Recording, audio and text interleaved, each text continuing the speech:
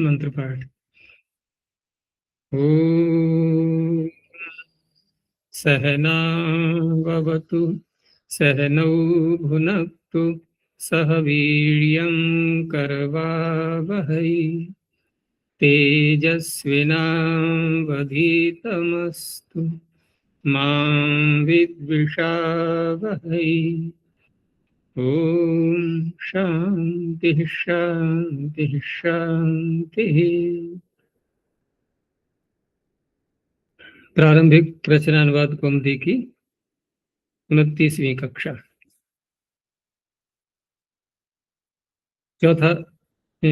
चौदहवां अभ्यास चल रहा था, जिसमें कि हमने उसका प्रथम भाग देख लिया था। नहीं देखा अच्छा, अभी प्रारंभ होगा, ठीक है जी।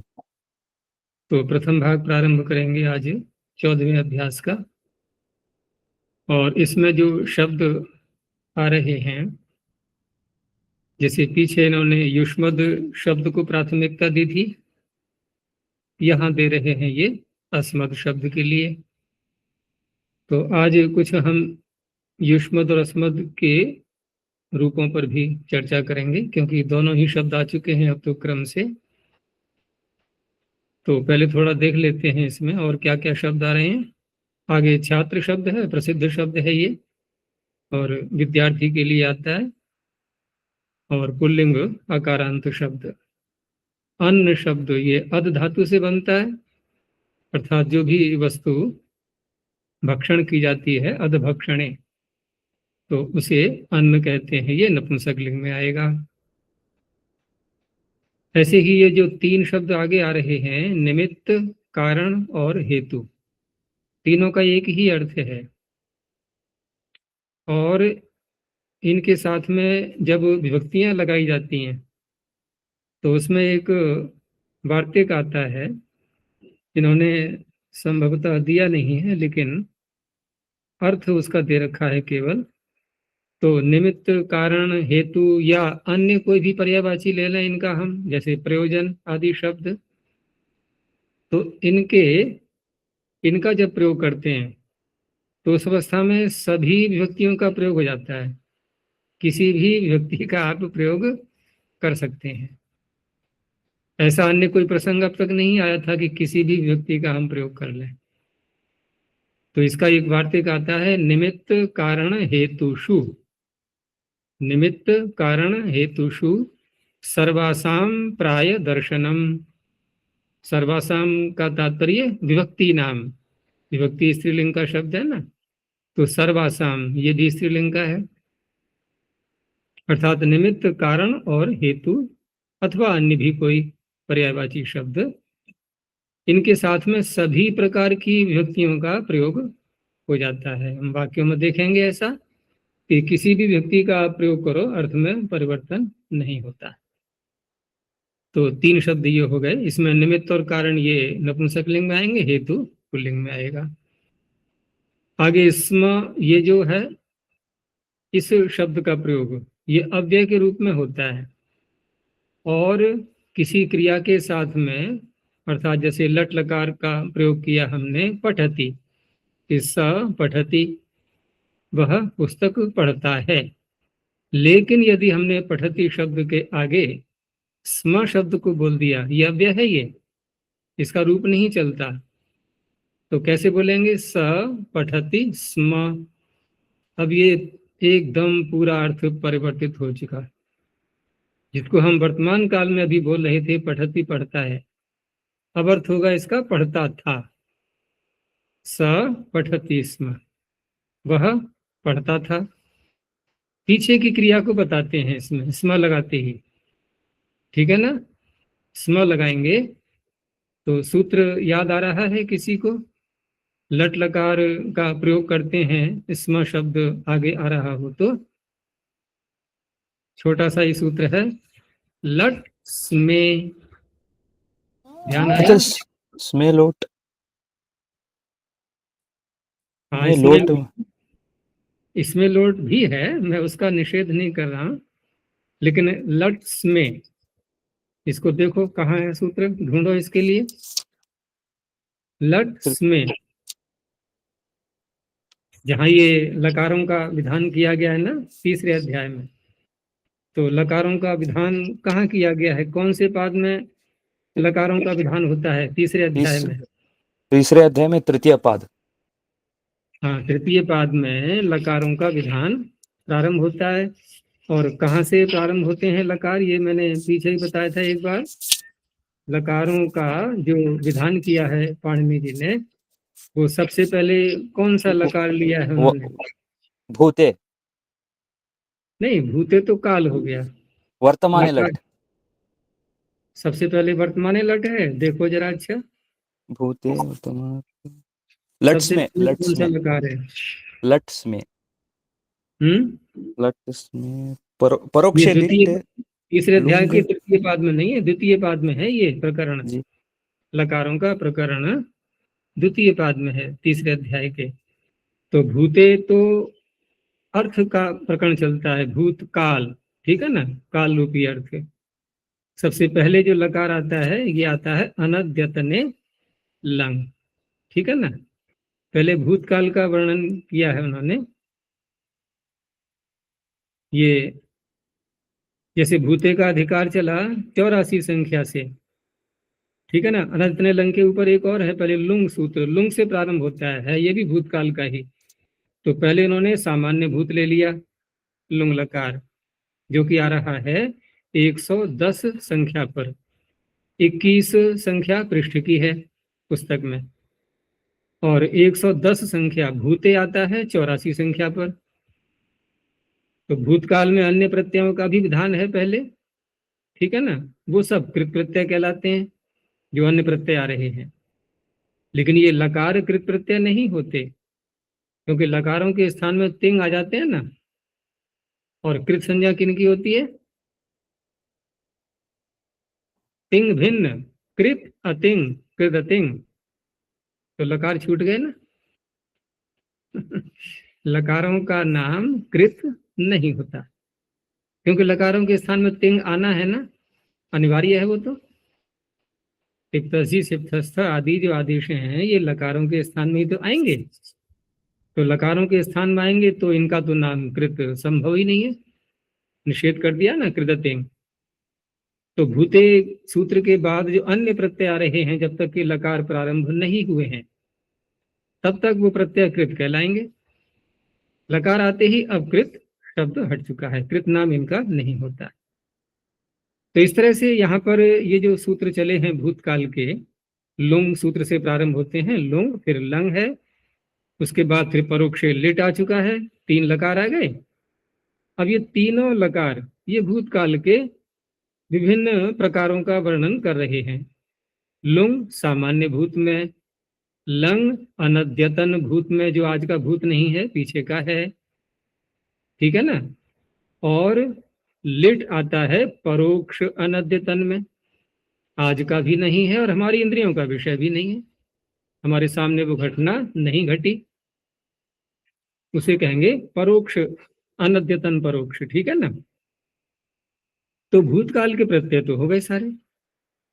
अभी हमने क्या कहा था कि स्म शब्द का प्रयोग करते हैं तो भूतकाल का अर्थ निकलता है, लेकिन लकार तो सारे आ गए अब भूतकाल के, परंतु भूते का अधिकार तो समाप्त नहीं हुआ है ना अभी, अभी भूते और चल रहा है आगे अभी। तो अब ढूंढो आगे इसके। अब तो आगे देखो, परोक्ष लिट के आगे 2 सूत्र बोलने के बाद चौथे कॉलम का पहला सूत्र क्या है? लट्स में, लट में। इसी को तो मैंने बोला था अभी, इसमें लोट अधिक है, वो इसमें लोट अतिरिक्त है, सूत्र है वो अलग है। ये सूत्र है लट्स में, और भूते की तो आई रही है अनुवृत्ति। तो क्या अर्थ हो जाएगा कि भूतकाल में स्म शब्द का यदि आपने प्रयोग कर लिया है, अब क्योंकि स्म भूतकाल का बोधक अव्यय है, तो भूतकाल का तो अर्थ बोल दिया स्म ने, तो फिर लकार अब भूतकाल का अर्थ थोड़ी बोलेगा। तो लकार तो एक सामान्य लकार आ गया, लट लकार बस। तो लट का प्रयोग होने पर भी, क्योंकि स्म शब्द लगा दिया ना हमने, अब भूतकाल का अर्थ निकलेगा। आगे फिर 123 संख्या से वर्तमान लट प्रारंभ होता है। ठीक है ना, इस तरह से है ये। तो इसमें यही दिखा रहे हैं, ये इसमें क्या है, ये अव्यय है, भूतकाल बोधक अव्यय। आगे और भी अव्यय दिए इन्होंने, फिर ये परिचित होंगे आपके, जैसे ऊपरी, इनके रूप नहीं चलते किसी के भी, ऊपर। अब नीचे को क्या बोलेंगे, अधस, सकारांत है ये। और नीचैस, ये भी इसी अर्थ का वाचक है, ये भी सकारांत है। आगे पुरस, ये भी सकारांत है, ये सामने को बोलते हैं। तो ऊपर, नीचे, सामने, ठीक है ना। फिर पीछे के लिए पश्चात। तो पश्चात तो बहुत परिचित शब्द होगा ना, तो बता सकते हो ये किस सूत्र से बनता है? किस पश्च सूत्र से पश्च बनता है? पश्चात छंदस।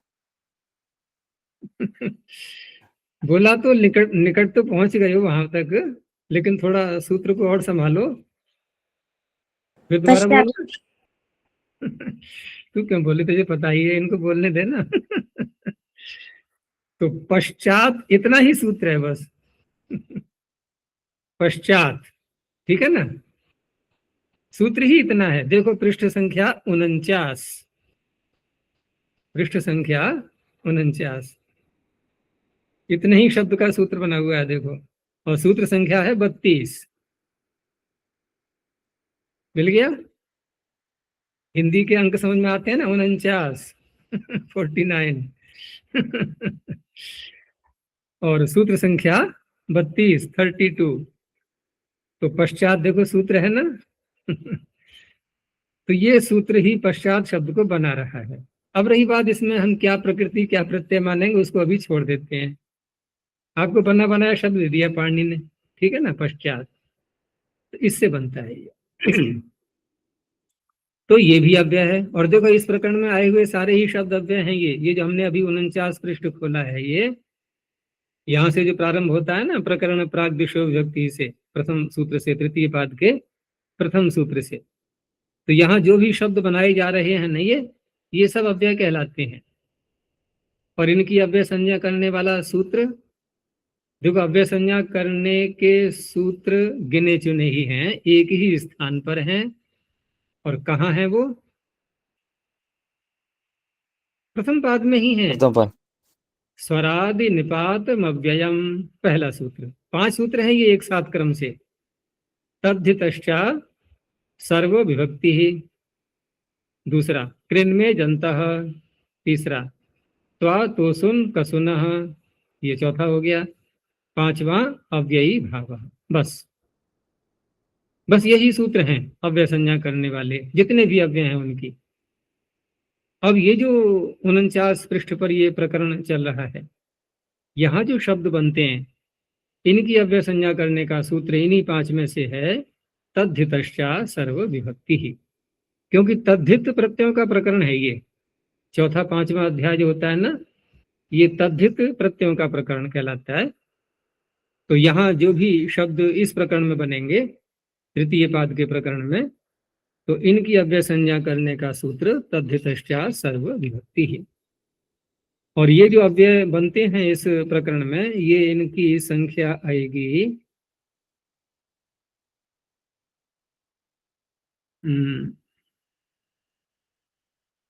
ये है 46 संख्या तक, 46। यहाँ तक के जो सूत्र हैं ना सारे, ये सब अव्यय बनाते हैं। जितने भी शब्द बनेंगे यहाँ पर, इन सब का नाम अव्यय हो जाएगा, ठीक है ना। ये सब अव्यय कहलाते हैं। तो ऐसे ही पश्चात भी एक अव्यय हो गया। और देखो आगे अब पुस्तक में, तो पश्चात हो गया। और अग्रे, अग्रे शब्द, वैसे अग्र बोलते हैं हम लोग, अग्र। जैसे जिह्वाग्र, जिह्वा का अग्र भाग, तो अग्र अकारांत बोलते हैं ना। लेकिन वो अकारांत अव्यय नहीं है। जब ये एकारांत बोला जाएगा अग्रे, ये अव्यय के रूप में है। अर्थ इसका वही है आगे। ऐसे ही आगे एक शब्द और है अग्रतस, ये सकारांत है, इसका भी यही अर्थ है आगे, ठीक है ना। अब जो और शब्द दिए हैं इन्होंने आगे, यावत तावत आदि, ये सर्वनाम शब्दों से बनने वाले हैं। यद, तद, एतद, इदम आदि जो शब्द है ना, ये सर्वनाम शब्द, उनसे ये शब्द बनाए जाएंगे। बनने के बाद ये अव्यय नहीं है, इनके रूप चलते हैं फिर। ठीक है ना, जैसे यावत, तो यावत ये पुल्लिंग में भी बनेगा, नपुंसक लिंग में भी बनेगा, स्त्रीलिंग में भी बनेगा। और अर्थ क्या होता है? जितना, जितनी, ऐसे करके बोलते हैं ना। लेकिन एक इसका अर्थ और भी होता है, एक इसका अर्थ और भी होता है, जब तक। क्योंकि जैसे मैंने कहा कि इनके रूप चलेंगे, तो प्रश्न ये उठेगा फिर इन्होंने ग श्रेणी के अंतर्गत क्यों लिया है इनको? ग, क, ख, ग ऐसे बोलते हैं ना ये कपिल देव जी। तो ग में ये अवयवों को लेते हैं। ठीक है ना, तो ग में कैसे आ गया ये? इसलिए दे दिया ग में, क्योंकि यावत के दो अर्थ हैं। एक तो जितना, जितना, जितने, जितनी ऐसे करके जब कहा जाएगा, तो उस अवस्था में तो यह अव्यय नहीं रहेगा। पुल्लिंग, स्त्रीलिंग, नपुंसक लिंग में इसके रूप चलेंगे। यावती ऐसे बनेगा स्त्रीलिंग में, पुल्लिंग में यावत, नपुंसक लिंग में भी यावत। रूप चलाएंगे तो यावान ऐसे करके रूप चलाएंगे हैं। यावती, यावती, यावत्यो, यावत्यः ऐसे चलेंगे नदी के समान। लेकिन एक इसका दूसरा अर्थ और है, वो है जब तक। अब जब तक ये कालबोधक बन जाएगा कि जब तक मैं यहाँ हूं तब तक, सापेक्ष है ना, जब तक बोलेंगे तो तब तक भी आएगा। तो ऐसे अर्थों को कहने के लिए जब यावत तावत शब्द का प्रयोग किया जाएगा, तब ये अव्यय बन जाएंगे। ठीक है ना, तो यावत के दो प्रकार के अर्थ हो गए। ऐसे ही तावत उतना और तब तक। ऐसे ही इदम शब्द से बनता है इयत। इयत का यही इसका तात्पर्य, जैसे जितना उतना पीछे शब्दों का अर्थ किया था हमने, इसका यही अर्थ निकलेगा, इसका अव्यय वाला अर्थ नहीं निकलेगा। ठीक है ना, जैसे यावत का हमने जितना भी कर लिया, जब तक भी कर लिया, तावत का उतना कर लिया और तब तक कर लिया। लेकिन इयत का तो इतना ही बोला। अब वो तक वाला अर्थ इसमें नहीं जुड़ेगा। कैसे बोलेंगे बोलो, कैसे बोलेंगे? जब तक, तब तक, और इयत का क्या बोलेंगे? अब इतना तक। नहीं, इतना और है ही नहीं, कोई शब्द ही नहीं है। जब तक तब तक पूरा काम तो हो तो गया उधर दो शब्दों से ही। ऐसे ही कियत, कियत में आप कह सकते हो कि कब तक और कितना भी कह सकते हैं हम। लेकिन कब तक में इसका प्रयोग होता नहीं है, वो मात्रा अर्थ में आएगा कितना। तो इस तरह से ये शब्द सर्वनाम शब्दों से बनने वाले हैं सभी। किम शब्द से बनता है ये कियत, इदम शब्द से इयत है, तद शब्द से तावत, यद शब्द से यावत। और बनाओ ए तद से क्या बनेगा? एतावत। जब तद से तावत, तो ए तद से एतावत। ए ही तो और बढ़ाना है उसमें, ए और बढ़ाना है, अर्थ वही रहेगा। एतावत माने इतना। ठीक है ना, जैसे तावत का अर्थ है उतना और एतावत का अर्थ है इतना। ठीक है ना, ये ऐसे प्रयोग में आते हैं। आगे विशेषण दे दिए इन्होंने कि श्रेष्ठ शब्द है या पटुतम है, ये पीछे भी आए थे। अब देखो पीछे हमने जो प्रयोग किया था, ध्यान होगा पिछले अभ्यास में हमने दो में से एक को छांटा था। ठीक है ना, कंपैरेटिव डिग्री। तो वहां हमने तरफ प्रत्यय किया था, तरफ, पटु तरह, गुरु तरह, ये शब्द बोले थे। लेकिन जब बहुतों में से एक को छांटेंगे तब तरफ प्रत्यय नहीं होता, फिर होता है तमप, अर्थात तम। बताया था कल, तो तम जुड़ेगा तो पटुतमः। अब पटुतमः का अर्थ क्या हो गया? सबसे अधिक श्रेष्ठ, सबसे अधिक चतुर, सबसे अधिक होशियार। तो सबसे अधिक में एक लिमिट तो रहेगी, हम कितनों में से कह रहे हैं भाई? स्कूल के बच्चे हैं या हमारे परिवार में है, कोई समूह ले लेंगे, उसमें से जो सबसे अधिक चतुर है। और दो में से एक को अधिक चतुर कहा जाएगा तब पटुतरः, क्योंकि वहां पर कंपैरेटिव डिग्री लगेगी, यहाँ सुपरलेटिव हो जाएगी। फिर कल ये भी चर्चा हुई थी कि संस्कृत में 2 प्रत्यय हलादी हैं और 2 प्रत्यय आजादी हैं। सूत्र भी दिखाया था मैंने कि अतिशायने तम विष्ठनौ। सूत्र दोबारा दिखा देते हैं। कौन से अध्याय में निकाले थे ये? 5वें अध्याय के तृतीय पाद। तो 5वें अध्याय के तृतीय पाद में पहुंचो, है पृष्ठ संख्या 50, और वहां पर सूत्र जो प्रारंभ हुआ था अतिशायन अर्थ वाला, वो सूत्र है 55। तो वहां देखो क्या लिखा है। अतिशायन अर्थ में, अर्थात किसी को अधिक गुणोत्कर्ष किसी का पता ना हो, उस अर्थ में 2 प्रत्यय कौन कौन से? तमप और इष्टन। इष्ठन। तमप और इष्ठन। अब जिस शब्द को अभी हम देख रहे थे यहाँ पर, जैसे श्रेष्ठ बनाया इन्होंने और पटुतम बनाया, तो पटुतम, पटु शब्द से जैसे इन्होंने तम प्रत्यय किया तो पटुतमः बन गया। क्या पटु शब्द से हम इष्ठन प्रत्यय भी कर सकते हैं? पटु शब्द से इष्ठन भी कर सकते हैं क्या? कर सकते हैं। उसका नहीं दिखाया है इन्होंने प्रयोग, तो पटिष्ठ बनेगा। लेकिन यहां इन्होंने इष्ठन का दिखा तो दिया। कौन सा शब्द है वो? श्रेष्ठ। श्रेष्ठ में लग रहा है आपको इष्ठन आया हुआ? देखो 2 भाग करो श्रेष्ठ के, श्र और इष्ठ। इष्ठन का क्या बचेगा? इष्ठ। तो श्र और इष्ठ गुण संधि करके क्या बन गया? श्रेष्ठ। बन गया ना श्रेष्ठ। तो श्रेष्ठ का अर्थ क्या होगा? 2 में से अधिक अच्छा या बहुतों में से अधिक अच्छा? बहुतों में अधिक अच्छा। हाँ, क्यों? क्योंकि ये अतिशायन अर्थ में किया है हमने, बहुतों में से एक को छांटने में। और 2 में से एक को छांटेंगे तो देखो आगे का सूत्र है फिर, द्विवचन विभज्योपपदे तरभी यसुनौ, 57 संख्या पर। ठीक है ना? अर्थात 2 में से एक को छांटा जाएगा तो तरप और ईयसुन। अब ये प्रत्यय आएंगे, तरप और ईयसुन। पीछे इसका हमने पिछले अभ्यास में देख ही लिया था, लेकिन ईयसुन का प्रयोग नहीं दिखाया था इन्होंने अभी तक। तरप का तो दिखा दिया था। तो ये अतिशायन। हाँ सर जी, जी, श्रेष्ठतम एक प्रयोग होता है हाँ ना, उसका ठीक है। उसका उसका मंत्र में ही आता है। यज्ञ, यज्ञ को कहा जाता है ना श्रेष्ठतम कर्म। हाँ हाँ ब्राह्मण ग्रंथ का वाक्य है यज्ञ वही श्रेष्ठतमम कर्म।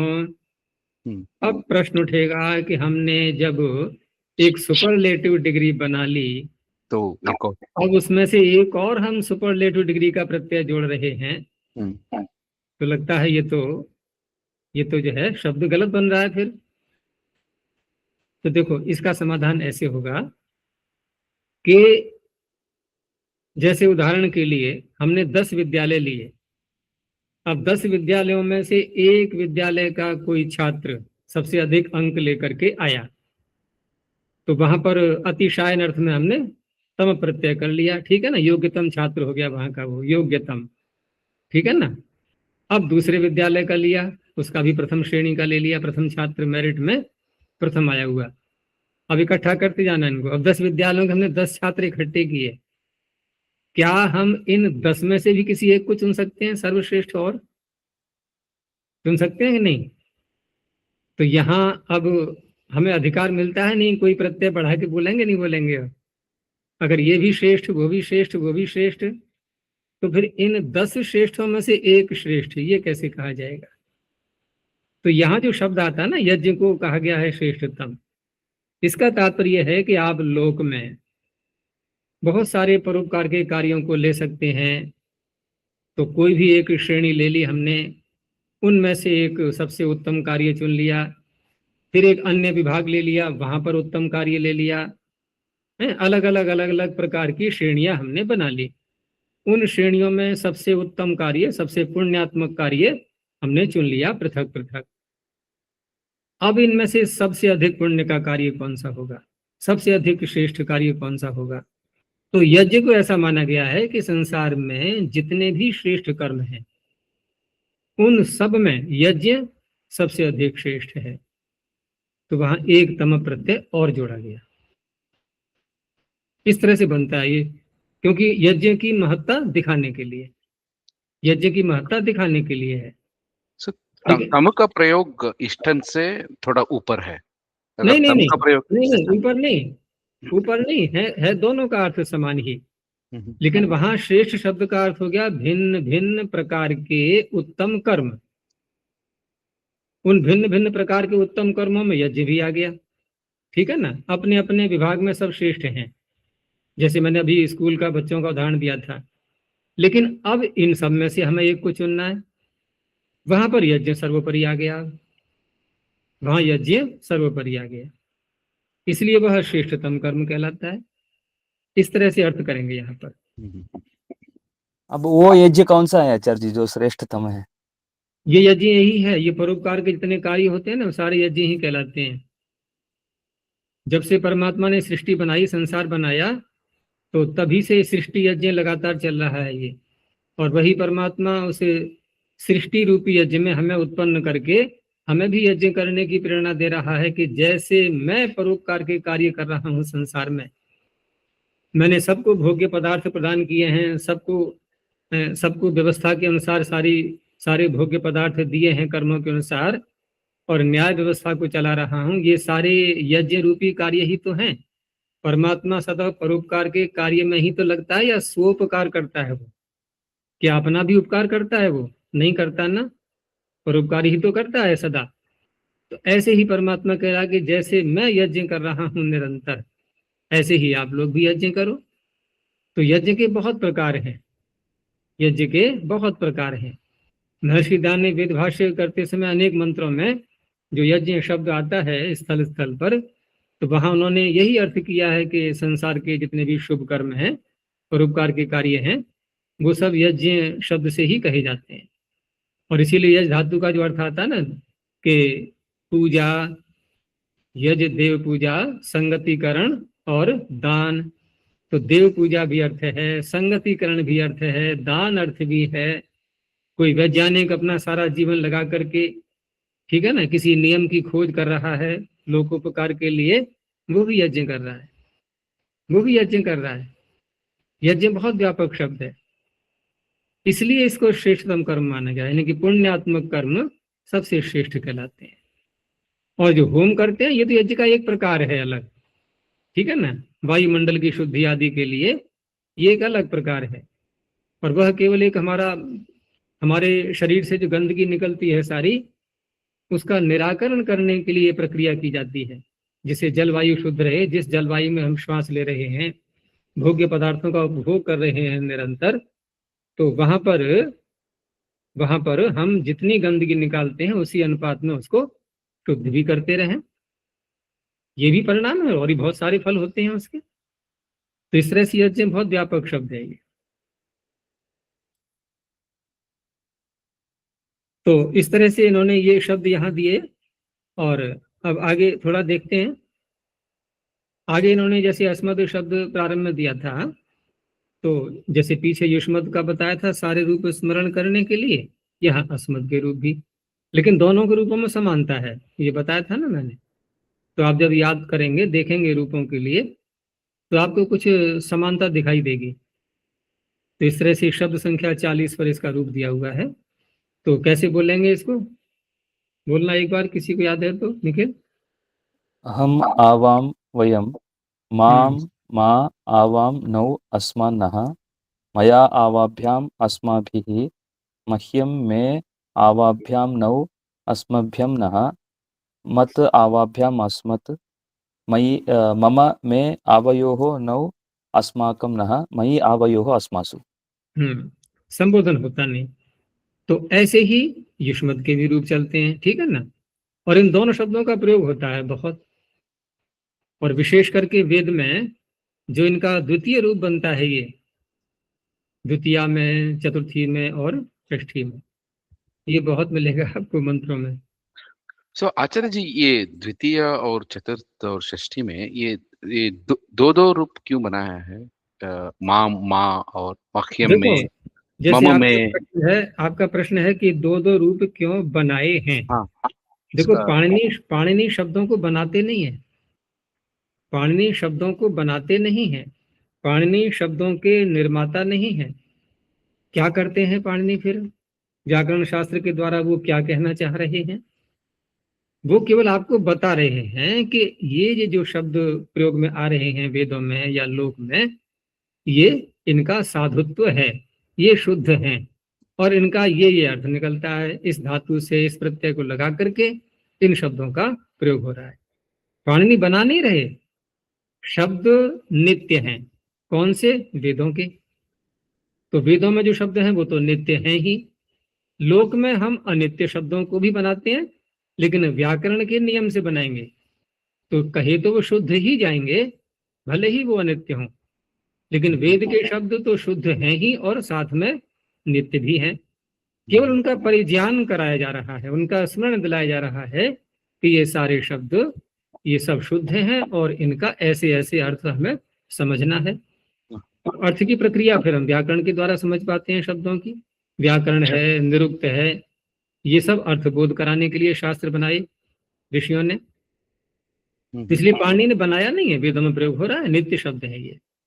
सो आचार्य जी, ये वेद में जो परमात्मा ने जो दो प्रकार का वो किया है, उसका कोई वैज्ञानिक रीजन ऐसा कुछ है? क्यों देखो एक एक छोटा से सा जो श्लोक कहा जा समझाते सकता है वो दो से क्यों क्यों कहना चाहिए ऐसा? हैं। एक छोटे से शब्द से, जैसे लोक में हम प्रयोग कर रहे हैं और वहां भी प्रयोग किया हमने कि धियो यो नः प्रचोदयात्।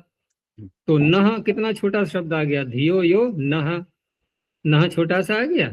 अब इसी का दूसरा स्वरूप क्या बनेगा? क्यों निखिल, क्या बनेगा दूसरा? पहले तो ये पता करो कि ये नः कौन सी व्यक्ति का माना जाएगा यहाँ, षष्ठी क्योंकि नः और स्थल पर भी तो आ रहा है। जी। माम माँ आवाम नौ अस्मान नः अस्मान नः, एक वहां आ गया। फिर चतुर्थी में मह्यम में आवयोः नौ, नहीं मह्यम में आवाभ्याम अवाभ्याम नौ, अस्मभ्यम अस्मभ्यम नः, नः अभी नः आ गया। फिर षष्ठी में मम में आवयोः नौ, अस्माकम नः, वहां भी नः आ गया। 3 स्थलों पर आ गया। तो यहाँ कौन सा माना जाएगा? षष्ठी आचार्य जी। हमारी बुद्धियां, तो हमारी कौन सी व्यक्ति हुई? षष्ठी तो षष्ठी का माना जाएगा ना। तो नह इतने छोटे से शब्द से और कितना बड़ा अर्थ निकल आया है। छोटा सा शब्द, अर्थ विशाल है, ठीक है ना। लेकिन क्योंकि इनका प्रयोग होता है तब जबकि इनके पूर्व में कोई और भी पद आ रहा हो। इनके पूर्व में, इनके प्रारंभ में नहीं प्रयोग होता इन शब्दों का, जो दूसरा रूप बन रहा है सबका। अब लोक में इतना ध्यान कोई नहीं रख पाएगा, तो वहां एक अलग शब्द दे दिया गया कि आप युष्माकम बोल दो, आप युष्माकम बोल दो, चाहे वाक्य के प्रारंभ में बोल दो, चाहे वाक्य के मध्य में बोल दो, चाहे वाक्य के अंत में बोल दो। छूट हो गई ना, वहां उसका प्रयोग हो गया। और नह का भी प्रयोग कर सकते हैं, ऐसा नहीं है। देखो हम संध्या में जो मंत्र बोलते हैं, तो एक संध्या के अंत में जाकर के जब नमस्कार मंत्र बोलते हैं, नमः शंभवाय मयो भवाय आदि, तो महर्षि दान ने एक प्रार्थना के रूप में वाक्य लिखा है ना, इसके आगे क्या है बोलो? ईश्वर कृपा निधे ईश्वर दयानिधे भवत कृपया कृपया जपोपासन जपोपासनादि कर्मणा धर्मार्थ काम मोक्षाणाम सद्यः सिद्धि भवेत नः। आ गया नः, तो ऋषि ने प्रयोग किया है देखो। लेकिन अंत में प्रयोग किया ना, प्रारंभ में नहीं प्रयोग कर सकते, अंत में प्रयोग किया उन्होंने। तो नह का अर्थ वहां क्या हो गया? कौन सी व्यक्ति का मानेंगे? षष्ठी विभक्ति माने। हाँ, नह सिद्धि ही सद्यः भवेत, हमारी सिद्धि शीघ्र हो जाए, ठीक है ना, हमारा कार्य बहुत शीघ्र सिद्ध हो जाए। तो हमारा वहां अर्थ है हमारी सिद्धि। तो इस तरह से लोक में भी हम प्रयोग कर सकते हैं।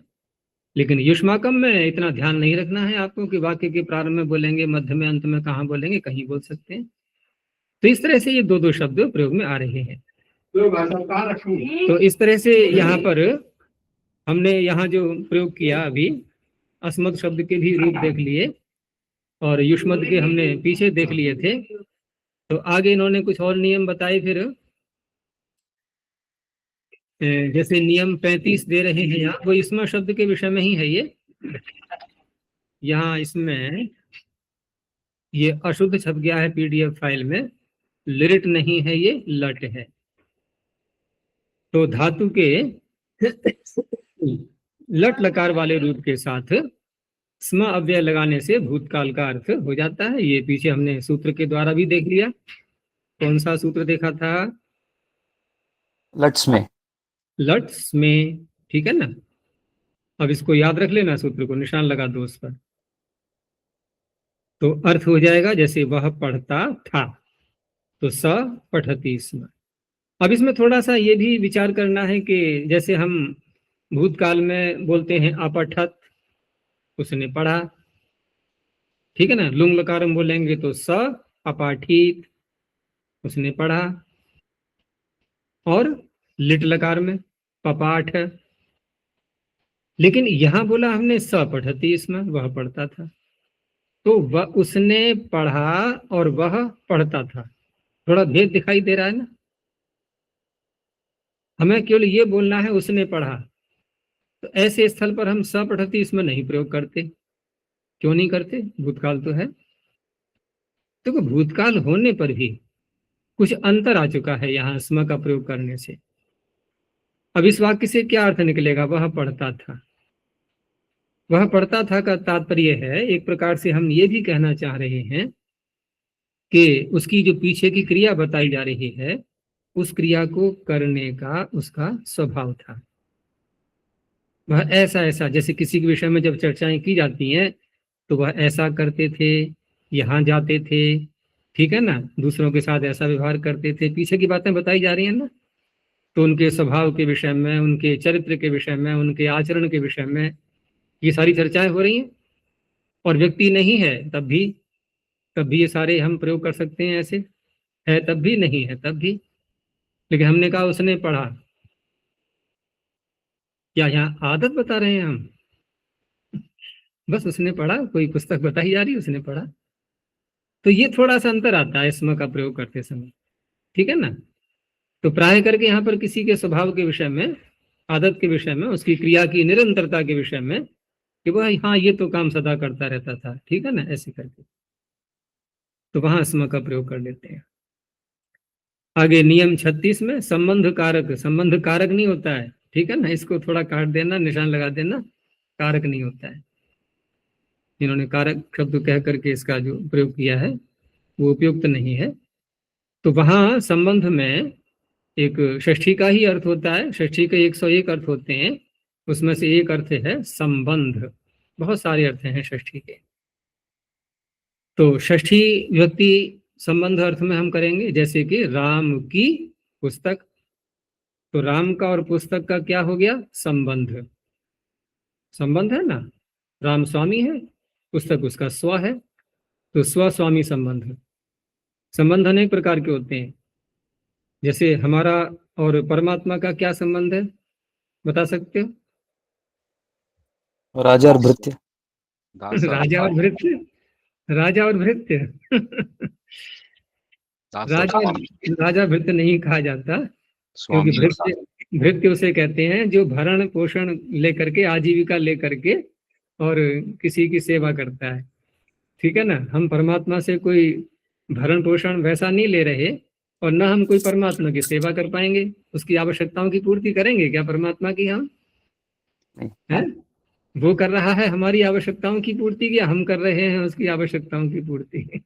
वो कर रहा है सर, हम तो नहीं कर रहे ना। तो क्या हम ये कह सकते हैं कि परमात्मा हमारा सेवक है? थोड़ा निंदनीय लगता है कहने में, लेकिन वास्तविकता पर करो ना विचार। निंदनीय की बात छोड़ दो, क्या दिन रात परमात्मा हमारी सेवा नहीं कर रहा है? जैसे हम किसी की सेवा करते हैं तो क्या करते हैं? उसकी आवश्यकताओं की पूर्ति करते हैं, ठीक है ना। उसको भोजन देते हैं, उसको वस्त्र देते हैं, उसको दवाइयाँ देते हैं, उसके दुख दर्द को दूर करने का प्रयास करते हैं, ठीक है ना। ये सब सेवा के अंतर्गत आती हैं सारी व्यवस्थाएं। क्या परमात्मा हमारे सारे व्यवस्थाओं को नहीं संभाल रहा है? हमारे भोग्य पदार्थ हमें दे रहा है, हम सो जाते हैं तो हमारी श्वास चलाता रहता है, और सो जाते हैं क्या? जागने में भी हमें कौन सा ध्यान है श्वास चलाने का? सब कार्य वही तो कर रहा है। यानी प्रति क्षण हमारे अंदर कुछ न कुछ जो भी कार्य हो रहे हैं हमारे लिए अनुकूल, वो सारे कार्य वो कर रहा है। तो दिन रात सेवा में लगा हुआ है? नहीं। लेकिन हम जब ये कहते हैं कि हम परमात्मा की सेवा कर रहे हैं या सेवन कर रहे हैं, तो सेवा शब्द का अर्थ भी हमें समझना होता है। जैसे कोई कहे कि मैं औषधि का सेवन कर रहा हूं, तो औषधि का सेवन कर रहा है तो औषधि का कोई उपकार कर रहा है, वो औषधि का प्रयोग कर रहा है, अपने लिए प्रयोग कर रहा है, अपने कार्य में ला रहा है, अपनी बीमारी को दूर करने के लिए औषधि का सेवन। तो सेवन और सेवा ये समानार्थक शब्द है, ये समानार्थक शब्द है। अब यहां हम घटाएंगे कैसे इसको? जैसे हमने कहा कि हम अपने माता पिता की सेवा करते हैं, तो ईश्वर की सेवा और माता पिता की सेवा में क्या अंतर हुआ? तो गंभीरता से देखेंगे तो कोई अंतर नहीं है। देखो, माता पिता की सेवा का भी वही अर्थ निकालना होता है गंभीरता में जाकर के। माता पिता की सेवा का मात्र ये अर्थ नहीं है कि हमने माता पिता की आवश्यकताओं को पूरा कर दिया। माता पिता के अंदर जो गुण विद्यमान हैं, जो उनके अच्छे आचरण हैं, उनको अपने जीवन में उतारना, उनको अपनाना, उनको स्वीकार करना, ठीक है ना, उनको सबको सीखना, ये है माता पिता की सेवा। अब ये कार्य करने के लिए हमें उनकी आवश्यकताओं को भी देखना होता है, उनकी पूर्ति करनी होती है। क्यों? क्योंकि उनकी आवश्यकताएं हैं, उनका जीवन चलेगा नहीं, ठीक है ना। उन्हें परमात्मा ने शरीर दिया है, शरीर नश्वर है, और नश्वर शरीर की आवश्यकताएं भी होती हैं, वो पूरी करनी है। लेकिन परमात्मा की सेवा में एक बात नहीं घटेगी अब यहाँ पर, कि परमात्मा की आवश्यकता को हम पूरा करें, ये यहाँ नहीं घटेगा, क्योंकि परमात्मा की कोई भी आवश्यकता नहीं है। लेकिन दूसरा अर्थ जो मैंने पहले किया था माता पिता की सेवा में, कि माता पिता के गुणों को अपनाना, ये घटता है परमात्मा के साथ में, कि परमात्मा के गुणों को, जैसे वो न्यायकारी है, दयालु है, ठीक है ना, ज्ञान से परिपूर्ण है, इन सारे गुणों को हम जब अपने अंदर धारण करते हैं तो ये क्या कर रहे हैं? हम परमात्मा की सेवा, अर्थात परमात्मा का सेवन। जैसे औषधि का सेवन होता है, तो सेवन और सेवा समानार्थक हो गए शब्द, ये दोनों में प्रत्यय भाव में ही आया हुआ है। ये है परमात्मा की सेवा। तो क्या विषय चल रहा था अभी? प्रसंग कहाँ था अभी? संबंध संबंध संबंध। चलो, प्रसंग ध्यान रहा, ये अच्छा है। ध्यान से सुनने पर ही प्रसंग का पता रहता है, नहीं तो भूल जाते हैं पीछे बात क्या चल रही थी। तो परमात्मा का और हमारा संबंध क्या है परस्पर? तो अनेक प्रकार के संबंध हो सकते हैं, कोई एक ही संबंध नहीं है। देखो, व्याप्य व्यापक संबंध है या नहीं है? पिता पुत्र का संबंध है या नहीं है? स्व स्वामी संबंध ये भी है। ऐसे बहुत सारे संबंध जोड़ सकते हो, ठीक है ना, बहुत सारे संबंध जोड़ सकते हो। तो इस तरह से अनेक प्रकार के संबंध परमात्मा के साथ रहते हैं हमारे। तो कहने का तात्पर्य, संबंध अनेक प्रकार के होते हैं। अब यहाँ हम जब भौतिक पदार्थों में घटाते हैं कि रामस्य पुस्तकम, कृष्णस्य गृहम, गंगायाः जलम, वृक्षस्य पत्रम, तो जैसे रामस्य पुस्तकम हम कह सकते हैं स्वस्वामी संबंध है, कृष्णस्य गृहम में भी स्वस्वामी संबंध है, और गंगायाः जलम में यहाँ अवयव अवयवी का संबंध हो जाएगा। भाई, गंगा अवयवी है, जल उसका अवयव है। वृक्षस्य पत्रम, यहाँ भी कह सकते हो आप अवयव अवयवी का संबंध। हो गए ना संबंध अलग अलग प्रकार के। अच्छा जी, अविनाभाव संबंध क्या है? अविनाभाव संबंध वो होता है कि जहाँ एक पदार्थ दूसरे के बिना रह ही नहीं सकता। तो हम परमात्मा के साथ में घटा सकते हैं इसको, क्योंकि ईश्वर क्योंकि सर्वव्यापक है, उससे रहित कोई पदार्थ, कोई स्थान, कोई वस्तु है ही नहीं। तो ये कैसा संबंध है हमारा, जिसको मैंने व्याप्य व्यापक शब्द से कहा था, तो उसी में अविनाभाव संबंध भी कह सकते हैं। एक के बिना दूसरा हो ही नहीं सकता, असंभव है। और इसको वहां भी घटा सकते हैं कि जैसे धागे से वस्त्र बना, ठीक है ना, कपास से धागा बना, धागे से वस्त्र बना। अब वस्त्र और धागे का संबंध कैसा है? वही है। नहीं, वस्त्र बिना धागे के रह लेगा? नहीं। नहीं रह सकता। तो ये भी अविनाभाव संबंध होता है, इसको समवाय संबंध भी कहते हैं। चलो तो आगे देखते हैं थोड़ा और। आचार्य जी ये संबंध कारक आपने कारक को निकालने के लिए बोला। कारक नहीं है, ये क्रिया की सिद्धि में सहायता नहीं कर रहा है। आप परीक्षण करके देख लो कि जैसे हम इसको पूरा वाक्य बोले, रामस्य पुस्तकम अस्ति, और थोड़ा बढ़ा लो, इदम रामस्य पुस्तकम अस्ति। कौन सी क्रिया है इसमें? कौन सी क्रिया है? अस्ति। अस्ति। अस्ति। तो अस्ति क्रिया के होने में, अस्ति क्रिया के पूरा होने में, संपन्न होने में राम कारक है या पुस्तक कारक है, या राम की पुस्तक, यानी कि राम, आप इसमें देखो रामस्य पुस्तकम, तो राम सहायता कर रहा है होने क्रिया में या पुस्तक सहायता कर रही है? पुस्तक। राम न हो, राम को हटा दें हम थोड़ी देर के लिए, तब भी पुस्तक है। और राम आ गया, वो कह नहीं मेरी है ये, तो मेरी है कहने मात्र से क्या होने क्रिया में कोई सहायता हो रही है उसके? नहीं, पुस्तक तो फिर भी है ना। तो इसलिए राम शब्द यहाँ कारक नहीं है, ठीक है ना।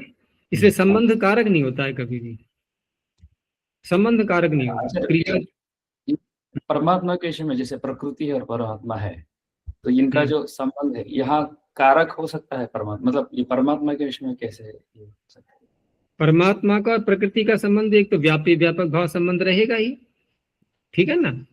और यदि हम उस रूप में देखें कारण और कार्य संबंध, तो कारण भी अनेक प्रकार के होते हैं, तो वहां इसको कहा जाता है निमित्त कारण। परमात्मा निमित्त कारण है संसार का निमित्त कारण, क्योंकि प्रकृति कार्य नहीं होती है। हम प्रकृति का और परमात्मा का संबंध बोलेंगे तब तो हो गया व्याप्य व्यापक संबंध और स्वस्वामी संबंध, यूं भी कह सकते हैं, क्योंकि स्वामी का अपने स्व पर कंट्रोल रहता है, प्रकृति उसके वश में है ना। प्रकृति से वो जो चाहे वो पदार्थ बनाता ही है व्यवस्था करने के लिए, तो स्वस्वामी संबंध भी है, व्याप्य व्यापक भाव संबंध भी है। लेकिन कार्य कारण संबंध यहां नहीं घटेगा। अब संसार पे आ जाओ कि संसार और परमात्मा और प्रकृति, अब ये तीन चीजें हैं। तो यहाँ पर संसार क्या है? कार्य, और प्रकृति क्या है? कारण। तो संसार का और प्रकृति का संबंध हो गया कार्य कारण संबंध। लेकिन परमात्मा को किस रूप में लेंगे हम? तो परमात्मा का और संसार का संबंध भी कार्य कारण संबंध है, लेकिन यहाँ परमात्मा कारण के रूप में होता हुआ भी उपादान कारण नहीं है। यहाँ है कौन सा कारण है? निमित्त कारण। तो निमित्त कारण के रूप में, कारण निमित्त भी होता है और उपादान भी होता है। कुंभकार में घटा लो ना, कुंभकार मृत्तिका से अपना कुंभ घड़ा बना रहा है, तो घड़े में दो कारण हो गए ना यहाँ। अब एक कुंभकार भी कारण बन रहा है और मृत्तिका भी कारण बन रही है, लेकिन दोनों में भेद आ गया ना। मृत्तिका उसमें समवाय संबंध से आ रही है, अन्वित हो रही है, और कहा जाए तो यानी खप रही है, और सरल भाषा में बोले क्या कुंभकार भी उसमें खप रहा है घड़े में? उसका भी कुछ अंश लग रहा है क्या उसमें? इंग्रेडिएंट्स में क्या कुंभकार आएगा?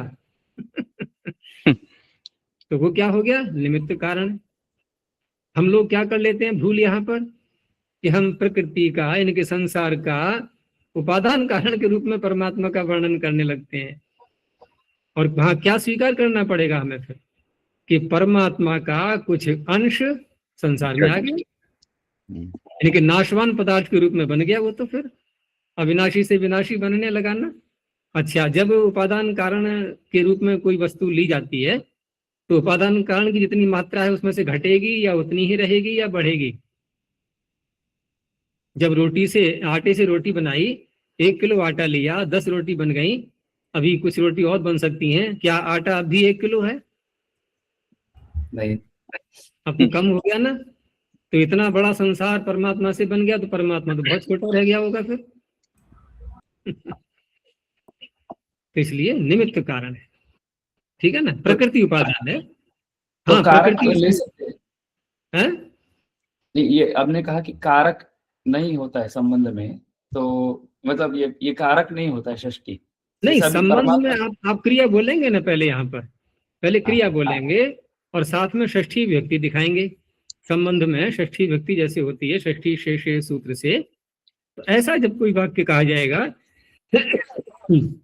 उस अवस्था में संबंध में जो षष्ठी आई वह षष्ठी क्रिया के होने में, अर्थात वह शब्द क्रिया के होने में सहायता नहीं कर रहा है। जैसे यहां हमने देख ही लिया कि होना क्रिया में राम सहायता नहीं कर रहा है, बस पुस्तक कारक के रूप में है, क्योंकि पुस्तक करता है होने क्रिया का। पुस्तक यदि नहीं है तो है कौन? फिर है कौन? होना क्रिया ही नहीं होगी। लेकिन राम की पुस्तक है तो राम ने तो कोई सहायता नहीं की होने में, राम नहीं था तब भी पुस्तक थी। इस तरह से मतलब परमात्मा ने सृष्टि की है, परमात्मा की वजह से सृष्टि है, तो यह इस विषय में मतलब जैसे कि परमात्मा ने सृष्टि किया, यहाँ हम संबंध थोड़ी दिखा रहे हैं। अब यहाँ तो परमात्मा को कारक के रूप में ले रहे हैं कि परमात्मा इनकी भगवान या ईश्वर या परमात्मा जगत रचयति, जगत की रचना कर रहा है। ठीक है ना, जगत कह लो, संसारम कह लो, विश्वम कह लो, कुछ भी कह लो, जगत रचयति। तो यहाँ पर रचयति का कर्ता कौन है? परमात्मा। यहाँ तो कारक है, लेकिन कारक होते हुए भी जब कारण के रूप में देखेंगे हम, कारण कैसा है ये, तो यहाँ पर ये निमित्त कारण के रूप में है। अब जिससे संसार बना रहा है वो प्रकृति शब्द बोला जाएगा, ये उपादान के रूप में है। जैसे कुंभकारः कुंभम निर्माति या रचयति, घड़े को बना रहा है तो कुंभकार बना रहा है, तो कुंभकार तो निमित्त कारण के रूप में आएगा। और मृत्तिकया, तृतीया बोलेंगे कि मिट्टी से घड़ा बना रहा है। अब मृत्तिकया में हमने करण कारक के रूप में लिया तो ये भी कारक बन गया, ये भी कारक बन गया साधन के रूप में। ठीक है ना, उपादान कारण के रूप में। यहाँ संबंध तो हमने बोला ही नहीं है कोई भी अभी। जहां संबंध षष्ठी आएगी वो कारक नहीं होता है, बात ये हो रही है।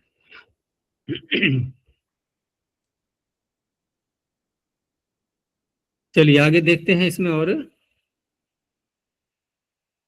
आगे हेतु नियम 37, तो हेतु शब्द के साथ में षष्ठी का प्रयोग होता है, जैसे अध्ययन के हेतु रहता है। ठीक है ना, और जो मैंने आपको वाक्य बोला था कि निमित्त कारण हेतुषु सर्वासाम प्राय दर्शनम, आप उसको भी घटा सकते हो, और ये आगे बता भी रहे हैं, ये अगले 38 संख्या पर ये बता भी रहे हैं उसी बात को। तो यहाँ तो उन्होंने षष्ठी का प्रयोग अधिक होता है, उसको दिखा दिया कि अध्ययन से हेतु हो वसति, धनस्य हेतु हो पठति। आगे कहा फिर निमित्त अर्थ वाले शब्द जो भी हैं उसमें हेतु शब्द भी आ गया। तो निमित्त, हेतु, कारण, प्रयोजन, इनके साथ प्रायः सभी विभक्तियां होती हैं। वाक्य मैंने बोल ही दिया था, निमित्त कारण हेतुषु सर्वासाम प्राय दर्शनम। ठीक है, जैसे वह किस लिए पढ़ता है। अब देखो, स किम निमित्तम पठति, तो किम निमित्तम में कौन सी हो गई? द्वितीया मान लो और प्रथमा मान लो, दोनों में एक जैसा बनेगा ना, दोनों में एक ही जैसा बनेगा क्योंकि नपुंसक लिंग के शब्द हैं ये। और तृतीया में केन निमित्तेन पठति, चतुर्थी में है कस्मई निमित्ताय पठति है, पंचमी में या षष्ठी में एक जैसे रूप बनेंगे। जैसे कस्य हेतु हो तो एक जैसा रहेगा, और कस्मात हेतु हो, कस्य में कस्मात में तो अंतर आ जाएगा, लेकिन हेतु का पंचमी का षष्ठी का रूप एक जैसा बनेगा। तो कस्य हेतु हो, कस्मात हेतु हो। अथवा पंचमी में कस्मात कारणात, कारण यहाँ कारण शब्द बोल दिया, हेतु भी कह सकते हैं हम, कस्मात हेतु हो या कस्मात कारणात। केन प्रयोजनेन, यहाँ पीछे कहा था उन्होंने केन निमित्तेन, तो निमित्त का पर्यायवाची प्रयोजन शब्द भी है, तो वहां भी लगा सकते हैं। कहने का तात्पर्य आप किसी भी व्यक्ति का प्रयोग कर सकते हैं। इन्होंने सप्तमी का नहीं दिखाया है, वो ही प्रयोग कर सकते हैं। तो इस तरह से ये जो शब्द होते हैं कारण अर्थ वाले, कारण के पर्यायवाची, इनमें और इनका जो बनेगा विशेषण किम शब्द के रूप में, क्योंकि विशेषण विशेषण में तो एक जैसी ही व्यक्ति होनी है, तो वहां किसी भी व्यक्ति का प्रयोग हो जाता है। आगे है स्मरण अर्थ की धातुओं के साथ याद करना। लेकिन याद दो प्रकार से होता है। एक तो याद एक सामान्य रूप में हो रहा है, जैसे हम सूत्र याद करते हैं, मंत्र याद करते हैं, अपना पाठ याद करते हैं। एक ऐसा है कि किसी की हमें याद आ रही है और बड़ा दुख हो रहा है, हमसे बिछुड़ गया या हमसे दूर चला गया या हमसे झगड़ा हो गया, अब हमसे बात नहीं करता। अब उसका ध्यान कर करके, याद कर करके हम दुखी हो रहे हैं। जैसे कोई बच्चा है, माँ से बिछुड़ गया है, माँ की याद कर रहा है, तो दुख पूर्वक, खेद पूर्वक जब स्मरण होता है तो वहां पर कर्म कारक में भी षष्ठी हो जाती है। ये तो कर्म में कौन सी व्यक्ति होनी चाहिए? कर्म में द्वितीय। द्वितीय होनी चाहिए, लेकिन वहां पर षष्ठी का प्रयोग कर लेते हैं। तो यहाँ सूत्र कौन सा लगेगा? देखो, व्यक्ति के प्रकरण में पहुंचो, कहाँ पर है व्यक्ति का प्रकरण? द्वितीय अध्याय तृतीय पाद। तो द्वितीय अध्याय के तृतीय पाद में, द्वितीय अध्याय के तृतीय पाद में षष्ठी का प्रकरण कहाँ से प्रारंभ होता है? षष्ठी शेषे। 50 संख्या का जो सूत्र है, षष्ठी शेषे। तो षष्ठी शेषे में ही आगे देखो सूत्र जब बोल रहे हैं हम, तो आगे है ज्यों विदर्थस्य कर्ण, ये सब षष्ठी के ही सूत्र हैं। अब आगे फिर उसके आगे है अधिगर्थ दयेशाम कर्मणि। आ गया सूत्र अधिगर्थ। अधिगर्थ का तात्पर्य है कि अधि तो है उपसर्ग और धातु है इक, तो अधिक और एक को मिलाएंगे तो क्या बनेगा? अधिक। आगे शब्द है अर्थ, तो क को ग हो गया है अधिगर्थ। समझ में आ गया तोड़ करके? अधि उपसर्ग और इक धातु। तो हमें एक धातु का अर्थ देखना है क्या होता है। तो धातु पाठ में एक धातु का अर्थ है इक स्मरणे, स्मरण करने अर्थ में आती है ये, और अधि उपसर्ग लगा करके इसका प्रयोग करेंगे। तो स्मरण करना तो अर्थ, जब भी जो हम नियम बोल रहे थे, स्मरण करने का ही तो तात्पर्य था यहाँ पर, लेकिन वो खेद पूर्वक स्मरण करना है, ये थोड़ा अर्थ और व्यापक किया जाएगा इसका। इनकी हर बात को स्मरण करने अर्थ में लेंगे, वहां नहीं, जहां दुख पूर्वक स्मरण हो रहा है। तो वहां सूत्र क्या कहता है कि कर्मणि, अंत में है ना कर्मणि, कि कर्म कारक में षष्ठी की अनुवृत्ति ले लो ऊपर से, षष्ठी शेषे से षष्ठी होती है। हो गया स्पष्ट? इन खेद पूर्वक स्मरण करने अर्थ में, जैसे माता का स्मरण करता है, तो माता कर्म है या कौन सा कारक है? बोलो। स्मृति धातु संबंध, का। संबंध है। संबंध कारक, संबंध तो कारक होता ही नहीं है, पहली नहीं, बात केवल तो ये। संबंध। अब रही बात कि केवल संबंध है, तो केवल संबंध है तो जरा वाक्य फिर बोलो। माता का बच्चा, बालक माता का स्मरण करता है। अब ध्यान से समझ लो वाक्य के लिए। बालक माता का स्मरण करता है, स्मरण करना क्रिया हो गई। यहाँ पर हम स्मरण की संस्कृत अलग से बनाएंगे, करता है कि अलग से बनाएंगे, या दोनों को मिला करके स्मृति धातु का प्रयोग करेंगे? दोनों को मिलाकर स्मृति धातु का प्रयोग करेंगे। स्मृति का करेंगे या फिर अधि उपसर्ग पूर्वक एक धातु का करेंगे। ठीक है ना, वहां अर्थ बोला ना अधिगर्थ, अर्थात या तो आप अधि पूर्वक एक धातु को बोलो या उसकी पर्यायवाची। अर्थ माने पर्यायवाची, तो स्मृति भी पर्यायवाची तो है, स्मरण करना अर्थ है उसका, उसको भी ले सकते हैं।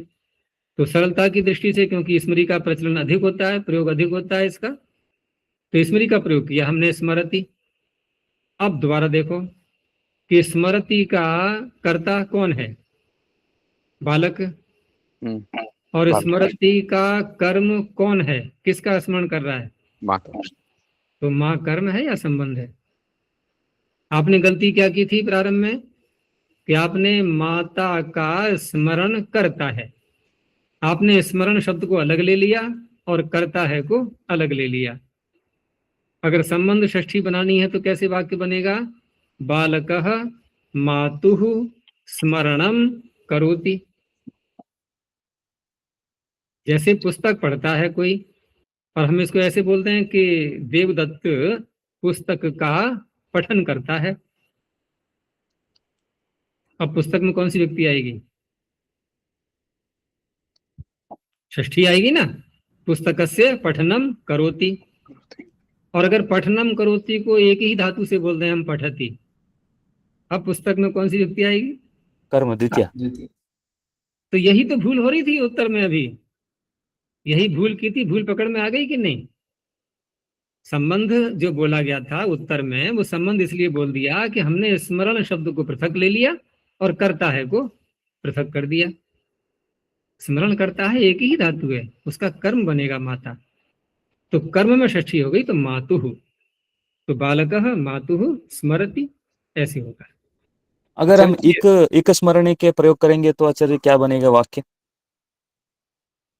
वहां पर फिर अधिगर्देशाम कर्मणि सूत्र के द्वारा अधिगर्थ यानी अधि उपसर्ग पूर्वक एक धातु का प्रयोग करेंगे तो वहां अध्येति,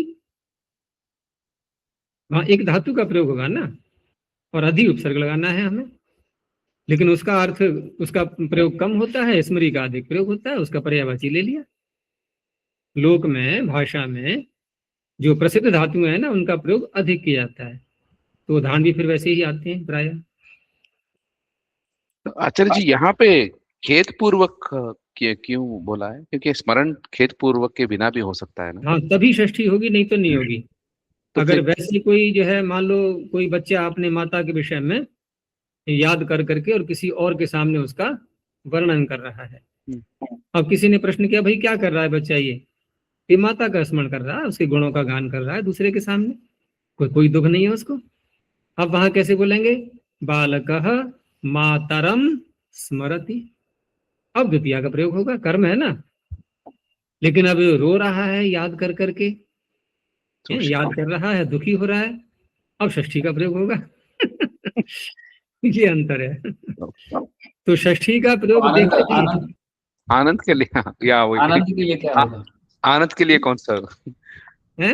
आनंद से स्मरण कर रहा है। हाँ हाँ, नहीं तो आनंद में या सामान्य रूप में वहां तो द्वितीया ही रहेगी, मातरम स्मरति ऐसे ही बोला जाएगा। केवल दुख के लिए कहा कि दुख से यदि याद कर रहा है तो षष्ठी होगी, तो षष्ठी का प्रयोग देखते ही हमें पता लगा लेना चाहिए कि यहाँ पर दुख से याद कर रहा है बस। द्वितीया का प्रयोग है तो सामान्य रूप से याद कर रहा है। अच्छा, ये हो गया। आगे फिर नियम 40 में ये बात जो पीछे मैंने बताई थी कि जैसे पिछले अनुवाद में तो आया था, पिछले अभ्यास में, कि दो में से एक को छांटना, तो वहां हमने कौन सी विभक्ति की थी? पंचमी, पंचमी विभक्ति, ठीक है ना। अब यहाँ पर बहुतों में से एक को छांटा जा रहा है, तो यहाँ कौन सी विभक्ति होती है? यहाँ दो विभक्तियां हो जाती हैं, या तो षष्ठी अथवा सप्तमी। सूत्र निकालो, पृष्ठ 12 संख्या निकालो, अष्टाध्यायी में पृष्ठ संख्या 12। तो वहां हमने जो कल सूत्र देखा था पंचमी विभक्ति, ये तो है 42 संख्या पर 42। इसके ऊपर का सूत्र कौन सा है? आयुक्त कुशलाभ्याम चा सेवायाम। यतश्च निर्धारणम, यतश्च निर्धारण में एक छोड़ क्यों दिया? जो लगाना है वही छोड़ दिया। तो यतश्च निर्धारणम, यतः माने जिस समुदाय में से, ठीक है ना, किसी का निर्धारण अर्थात छांट करके निश्चय करना, चुनना, ये क्या होता है? निर्धारण। ऐसा यदि किया है आपने, तो जिस समुदाय में से किया है उसमें दो विभक्तियां, तो दो विभक्तियां कौन सी होंगी? तो देखो ऊपर 36 संख्या पर सूत्र था आपका सप्तम अधिकरणे च, सप्तमी तो यहां से ले लो, ठीक है ना, अनुवृत्ति आ रही है। और 38 संख्या का सूत्र है षष्ठी चानादरे, षष्ठी यहां से ले लो। अब फिर करो सूत्र का अर्थ कि जहां से हमने छांटा है किसी को, जिस समुदाय में से, उसमें षष्ठी और सप्तमी, इन दोनों में से आप किसी भी विभक्ति का प्रयोग कर सकते हैं। हो गया निश्चय? तो वही बात यहां कही जा रही है कि बहुतों में से एक को छांटने के अर्थ में जिससे छांटा जाए उसमें षष्ठी और सप्तमी दोनों होती हैं। जैसे समुदाय क्या है? पूरा छात्र, बहुत सारे छात्र हैं समुदाय, उनमें राम सबसे अधिक अच्छा है, तो छात्राणाम भी कह सकते हैं हम, और छात्रेषु भी कह सकते हैं। आचार्य जी यहाँ यतश्च निर्धारण में वो चा का क्या महत्व है? यतः निर्धारण, विभक्तियां दो ला रहे हैं ना हम, तो अनुवृत्ति में कभी कभी ऐसा होता है कि एक व्यक्ति जो प्रधानता से चल रही है वो तो आ ही जाती है, लेकिन हमें एक दूसरी को और पकड़ना है तो उसको च से खींच लेते हैं, ठीक है ना। उसको च से और जोड़ लेते हैं, क्योंकि दो व्यक्तियां रखनी है तो च से एक और ले ली हमने, षष्ठी को भी उठा दिया और सप्तमी को भी ले लिया।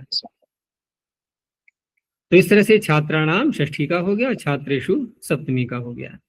रामः श्रेष्ठः, और श्रेष्ठ मैंने बताई दिया कि ये श्रेष्ठ शब्द इष्ठन प्रत्यय, अतिशायने तमभिष्ठनौ, तमप और इष्ठन, तो इष्ठन का प्रयोग किया है।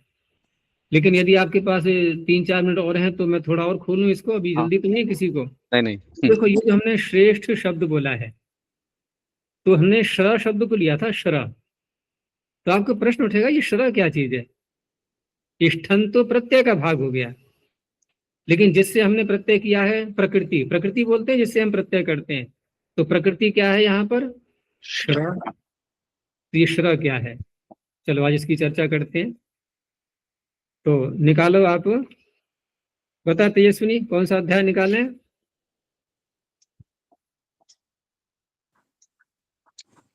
पंचमाध्याय आचार्य, तीसरा पाठ। तो निकालो 5वें अध्याय का तीसरा पाद, ठीक है ना। और पृष्ठ संख्या है वही पहले निकाली थी ना, 50। तो देखो सूत्र संख्या है यहाँ पर 60।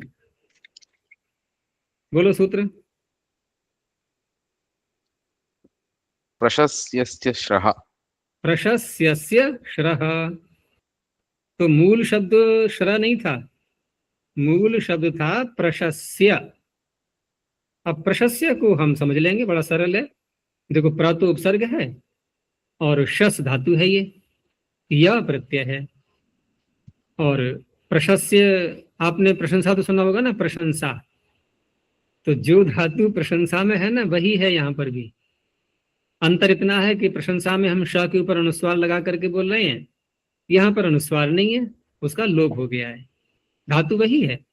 तो प्रशंसा का अर्थ भी आपको पता है, ठीक है ना। अब प्रशस्य का अर्थ क्या होगा, तो प्रशस्य का अर्थ है प्रशंसा के योग्य, ठीक है ना, प्रशंसा के योग्य।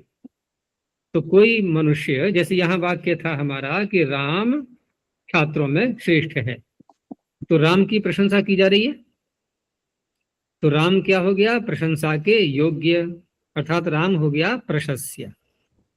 तो प्रशस्य शब्द से हम इष्ठन प्रत्यय लाए थे, हम श्र से नहीं लाए थे, प्रशस्य से इष्ठन प्रत्यय आया था। लेकिन इस सूत्र ने क्या कर दिया, इसने कहा कि यदि आप इष्ठन प्रत्यय आगे लाओगे तो प्रशस्य के स्थान में श्र आदेश कर लेना, बस ये काम है इसका। अब श्र का अर्थ क्या होगा, प्रशंसा के योग्य। अब क्योंकि प्रशंसा के योग्य वो सब में ज्यादा, सब में अधिक है, तो इष्ठन प्रत्यय और आगे, तो श्र इष्ट गुण करके श्रेष्ठ, ऐसे बनता है ये। तो इसको भी निशान लगा लो, प्रशस्य से श्रह। धीरे धीरे सारी अष्टाध्यायी रंग जाएगी आपकी निशान लगा लगा के, ठीक है ना। फिर देखना है कि अब क्या बचा, षष्ठी शेषे, ठीक है ना, फिर शेष देखेंगे क्या बचेगा। चलिए, तो इस तरह से ये 2 प्रत्यय हम कर सकते हैं, एक तो इष्ठन और दूसरा तमप। तो आगे उदाहरण तमप का दे दिया है, जैसे बालका नाम बालकेशु वा, बहुत सारे बालक हैं और उनमें कृष्ण कैसा है, बहुत चतुर है, बहुत पटु है, तो पटु तमह, यहाँ तमप दिखा दिया है, वहां इष्ठन दिखा दिया है प्रशस्य शब्द से, श्र तो आदेश हुआ है वहां पर।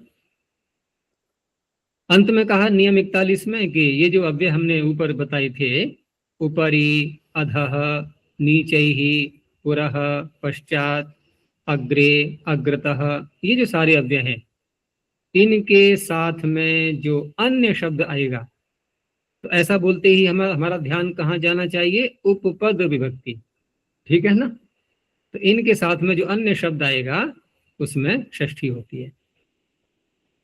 अब उदाहरण देख लो, इसे घर के ऊपर, तो ऊपरी का प्रयोग किया हमने, गृहस्य, घर के नीचे, तो गृहस्य अधः, घर के सामने तो गृहस्य पुरः, घर के पीछे तो गृहस्य पश्चात, घर के आगे तो गृहस्य अग्रे। बहुत सरल है ना। ऐसे ये शब्द जहां भी आएंगे तो इनके साथ वाले शब्द में षष्ठी विभक्ति हो जाती है। इसका सूत्र नहीं है कोई, वार्तिक है इनके, ठीक है ना। काशिका जब पढ़ते हैं ना हम लोग तो वहां वार्तिक बहुत सारे मिल जाते हैं, तो उनके द्वारा षष्ठी का विधान होता है यहाँ पर। आचार्य जी यहाँ पे वो दूरांतिकार्ते षष्ठिन तरस्यम जो है वो हम्म। यहाँ पे क्यों नहीं लग सकती है, क्योंकि ये तो घर के रिलेटिवली घर के आगे पीछे ऊपर नीचे है, तो सब इसमें डिस्टेंस दूर तो और अंतिक कहाँ है? दूर माने दूर, अंतिक माने समीप। हम्म, इन अर्थों को कहने वाला कौन सा शब्द आपको लग रहा है इसमें? इसमें यहाँ ऊपरी ऊपर। अगर अगर ऐसे सोचे, ऊपरी मतलब ऊपर, सो हम्म। ऊपर मतलब अगर डिस्टेंस से देखे तो ऊपर है, तो नहीं, ऊपर का ऊपर ही है। ऊपर है, तो सोच रहा हूँ कि वो रिलेटिवली अ, वो दूर या अंतर से ही है, तो उससे थोड़ा नहीं, ऐसे तो हर जगह कोई ना कोई वस्तु दूर अंत में होती ही है, लेकिन वक्ता क्या कहना चाह रहा है? वक्ता दूरी और निकटता को नहीं बता रहा है, वो केवल उस वस्तु का स्थान किधर है घर की अपेक्षा दिशा की दृष्टि से वो बताना चाह रहा है बस। तो वक्ता के भाव के अनुकूल शब्दों का प्रयोग होता है, ठीक है ना। यहाँ हमें निकटता या दूरी अर्थ लेना ही नहीं है, वो भाव नहीं है इन शब्दों का। यहाँ केवल दिशा की दृष्टि से बताया जा रहा है कि घर की कौन सी दिशा में हम बात कर रहे हैं, ऊपर नीचे दाएं बाएं आगे पीछे, ये सब दिशा की दृष्टि से होते हैं शब्द ये।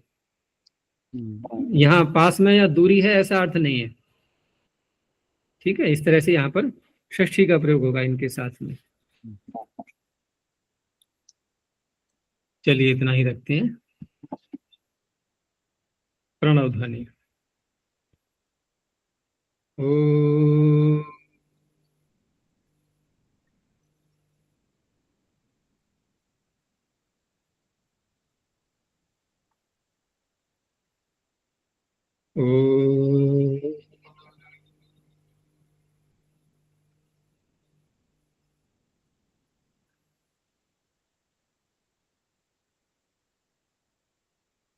ओ